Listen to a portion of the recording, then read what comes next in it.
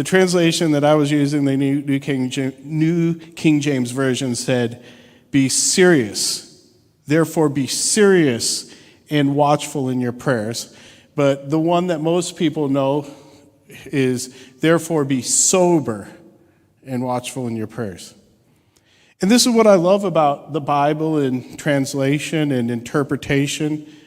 We immediately often have a picture in our mind of what that means. The end of all things is near, therefore when it was sober, it would mean don't get drunk. But when it says, therefore be serious, the end of all things is near, so be serious. That means no joking and laughing. What does it mean? Don't play games, don't waste time, don't enjoy life. I mean, what does that mean?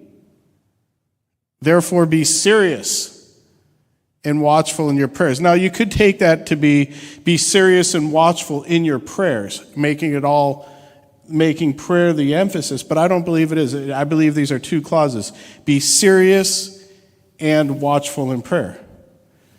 So to help us out, I looked up the word in the Greek, and I'm going to read from the Theological Dictionary of the New Testament.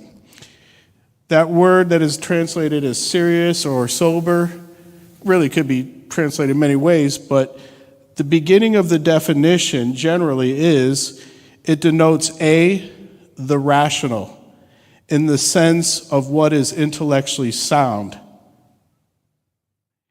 B, rational, without illusion. It can also mean C, rational in the sense of purposeful. In another sense, D, discretion in the sense of moderation and self-control. But one of the interesting places that you find it is when Jesus cast the devil out of the demoniac, it says he was in his right mind. It's the same word. The end of all things is near, therefore don't be crazy. The end of all things is at near, so don't believe in illusion or science fiction.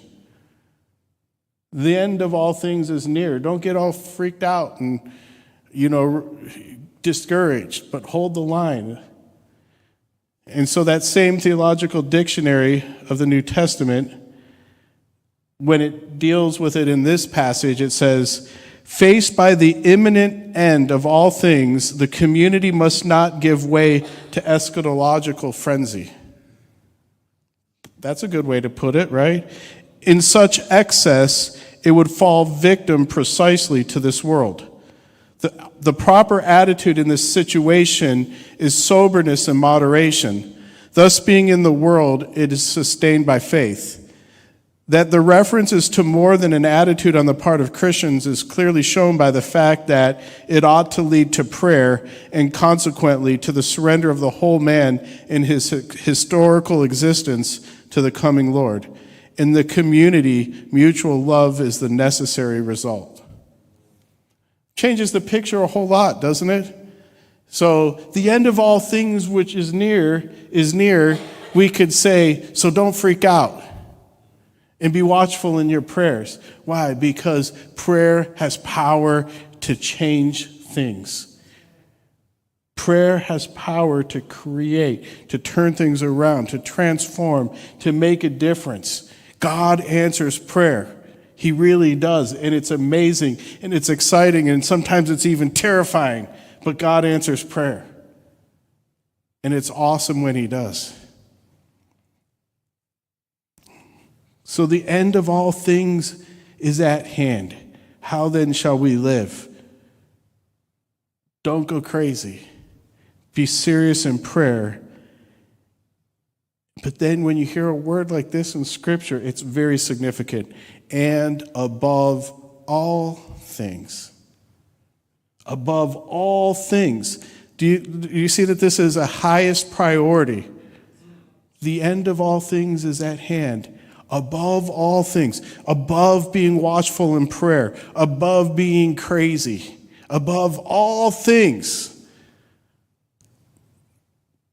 Think of all the things that we think are the most important. What are the most important things? Having the right doctrine. The most important things, staying away from, following a whole bunch of do-nots and do's. Above all things, have fervent love for one another. The end of all things is at hand, or near, or is coming soon, depending on how people choose to believe it and their freedom of opinion. Regardless of how you interpret it, above all things, have fervent love for one another. Let your love be hot. Let your love be fiery. Let your love for one another be passionate. Be excited to see one another. Don't put up walls. Don't let anything put that fire out. It says our God is a consuming fire, and his fire is the fire of love.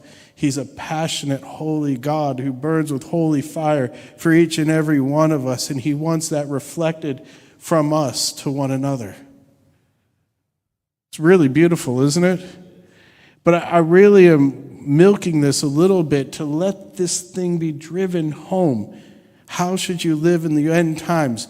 Above all things, yes, prayer is important. The ministry of the word is important. Above all things, have fervent love for one another.